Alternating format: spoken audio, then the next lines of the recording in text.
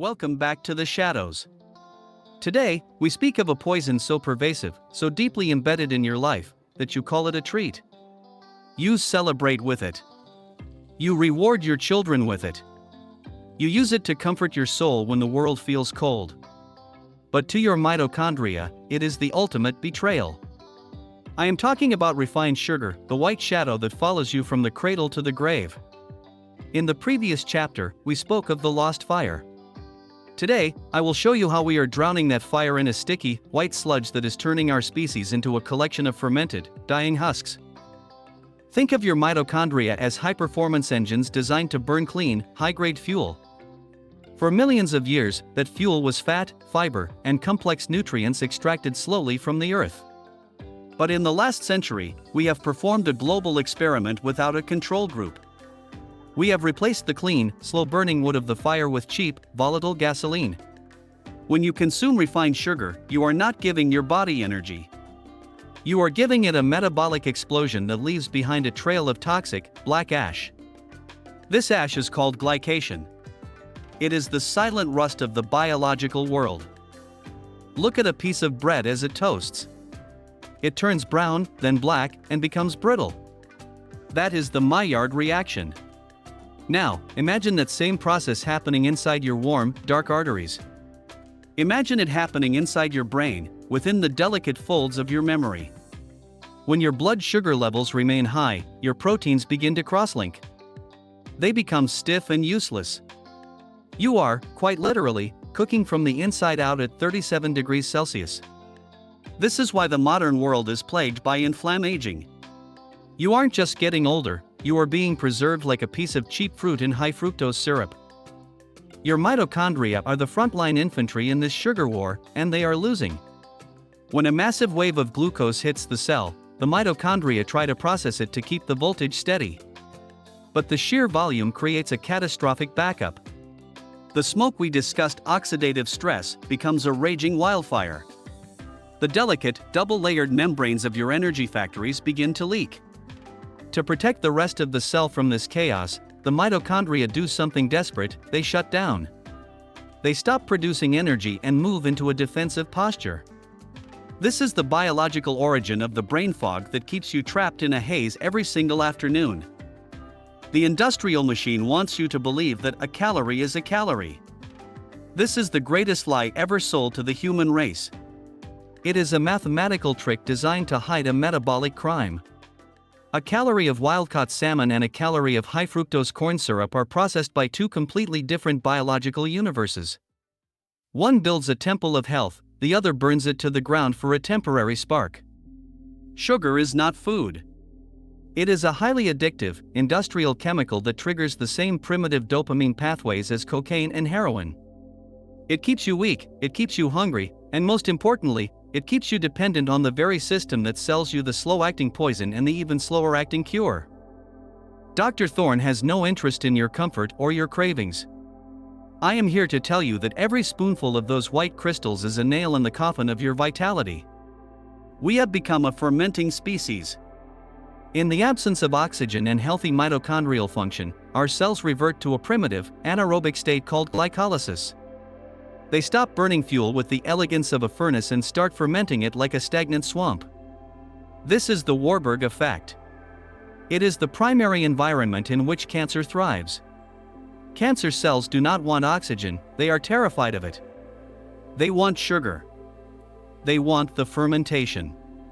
They want the swamp. The addiction goes deeper than the gut, it hijacks the brain's survival mechanism. Your ancestors sought sweetness as a sign of safety and rare energy in the wild, a handful of berries, a honeycomb guarded by bees. But the modern world has weaponized this survival instinct. We have concentrated the sweetness, stripped away the fiber, and hidden it in everything. It is in your bread, your savory sauces, your healthy low-fat yogurts, and your colorful sports drinks. It has 100 different aliases: maltodextrin, dextrose, evaporated cane juice, but the molecular result is always the same. It spikes your insulin, locks your fat stores like a high-security vault, and starves your brain of the steady energy it deserves. We are witnessing a sugar-coated apocalypse. We are overfed yet chronically underpowered. We are surrounded by calories but starving for nutrients. This is the irony of the modern metabolic crisis. Your liver, the great gatekeeper of your blood, is being slammed with fructose it was never meant to handle in these quantities. With no other choice, it converts this sugar into fat, leading to non-alcoholic fatty liver disease. A century ago, this was a medical rarity. Today, it is an epidemic even among our children. A fatty liver is a congested, dying gatekeeper. It cannot filter toxins, it cannot balance your hormones, and it certainly cannot support the fire of your soul. But the Thorne Protocol offers a path out of the swamp and back to the mountaintop. You must starve the fermentation to save the fire. To reignite your internal sun, you must first clear the sticky sludge from the pipes. This requires a radical, uncompromising elimination of the white shadow. You must teach your mitochondria how to burn clean fuel again. This transition, the keto adaptation, is a rite of passage. Your brain will scream for the quick fix. Your body will feel heavy as it struggles to remember its ancient fat-burning furnace. But once the fog clears, you will feel a level of clarity and raw power that the sugar-dependent world can never imagine. Intermittent fasting is your primary weapon in this biological rebellion. By giving your body windows of time without the constant rain of glucose, you force your mitochondria to become efficient again. You trigger metabolic flexibility, the apex human trait. A human who can only burn sugar is a slave to the next snack, a prisoner of their own blood sugar spikes. A human who can burn fat is a predator of the mind, capable of sustained focus, relentless energy, and cold-blooded discipline. Which version of yourself will you choose to feed today? Let us speak of the invisible damage. High sugar levels don't just affect your weight, they erode your nervous system. They fray the insulation of your nerves, leading to a loss of sensitivity and a rise in chronic pain. The modern world is in pain because it is inflamed, and it is inflamed because it is sweet. We must return to the bitter truths. We must embrace the fats of the earth and the proteins of the wild.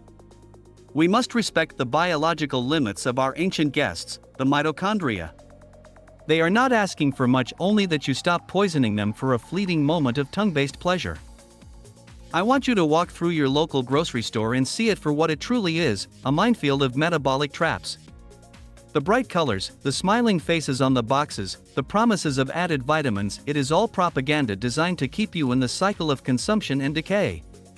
Real food doesn't have a marketing budget because it doesn't need to lie. Real food is quiet. Real food is what your great-grandparents would recognize as sustenance. By removing the sweet betrayal, you allow your cellular engines to step out of their defensive crouch and breathe the oxygen of vitality once again. In our next session, we will go even deeper into the unseen world. We will discuss the invisible frequencies, the EMFs, that rattle the very cage of your cells. But for now, your mission is absolute: break the sugar chains. Purify the temple of your biology. Stop the fermentation process before it becomes permanent. The fire is watching, and it requires the hard, dry wood of discipline to survive the artificial winter of the modern age. Every time you say no to the white shadow, you say yes to the ancient light within you.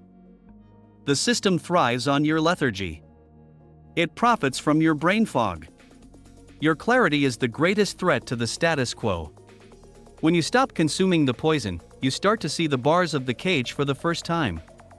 The Thorne Protocol is more than a health guide, it is a declaration of independence. It is a rebellion against the processed, the fake, and the lifeless. Guard your fire. Protect your guests. And never forget that the most powerful things in this life are the ones that require the most discipline to achieve. Stay vigilant. The truth is bitter, but it is the only thing that will set your mitochondria free.